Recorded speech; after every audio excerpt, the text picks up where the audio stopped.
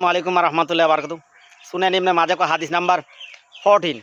हज़रत आयशा रज़ियल्लाहु अन्हा फरमाए, हुज़ूर सल्लल्लाहु अलैहि वसल्लम ने फरमाए, जो कुछ मेरे दीन पर कोई आदमी नया उद्भावन कर लिया है वो मेरे हदीस पर नहीं है, वो बातिल है।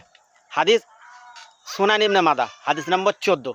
हज़रत आयशा রাদিয়াল্লাহু আনহা থেকে বর্ণিত, প্রিয় নবী হযরত মুহাম্মদ সাল্লাল্লাহু আলাইহি ওয়াসাল্লাম বলেছেন, যদি কেউ আমাদের এই দিনে নতুন কিছু উদ্ভাবন করলো যা আমার দিনে একটা হাদিসে নাই, তা পরিত্যাজ্য, একটা বেদা।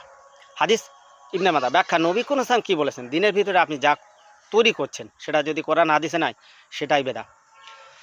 দেখুন, এক মাঝহাবি মাওলানা তিনি বলছিলেন, হুজুর সাহেব যে কলকাতায় ছিলেন, কলকাতা থেকে সারাদিন বাড়ি এসে মনে পড়লেন যে কোন ওয়াক্তের নামাজটা পড়বো, সেটা হাদিসে নাই, নাউযুবিল্লাহি মিন জালিক। তিনি আবার বলছেন যে নামাজ 2 রাকাতে জায়গায় 3 রাকাতে তাশাহুদ পড়ে ফেলেছেন, সেটা হাদিসে নাই, নাউযুবিল্লাহি মিন জালিক। প্রথমটাও হাদিস আছে, এটাও হাদিস আছে, 10 লক্ষ হাদিস আছে, হাদিসে সবই আছে, কোরআন আর হাদিসের ভিতরে সবই আছে। মৌলানা হুজুর কোনো বেদাতের বা কোনো মাযহাবির কিতাবের আশ্রয়ী হওয়া লাগবে না। আমাদের মাযহাব ইসলাম, আর মাযহাবের ইমাম হযরত মুহাম্মদ সাল্লাল্লাহু আলাইহি ওয়াসাল্লাম, আর আমাদের মাযহাবের কিতাব হচ্ছে কোরআন আর হাদিস, এর ভিতরে সবই আছে।